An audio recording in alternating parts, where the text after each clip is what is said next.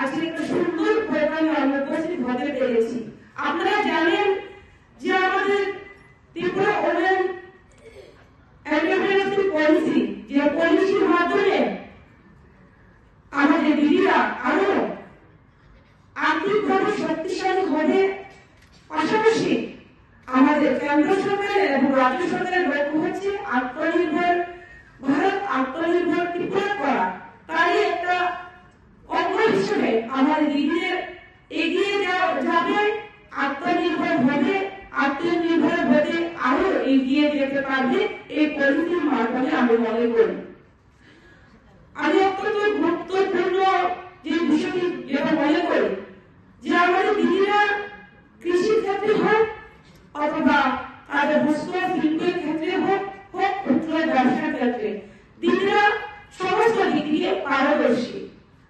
তো আমরা অনেক সময় লক্ষ্য করি দিদিরা যখনই কোনো একটা ব্যবসা শুরু করতে যান, পাশাপাশি ব্যবসাকে আরো প্রচার অথবা বৃহত্তর আকারে করতে চান, সেই সময় দেখা যায় কখনো কখনো তারা আর্থিকভাবে অভাব দেখা যায়। পাশাপাশি তাদের পণ্যকে বাজারজাত করা হোক অথবা তাদের কখনো করে দেখা যায় বিভিন্ন প্রশাসনিক লেভেলের সমস্যা ফেস করে।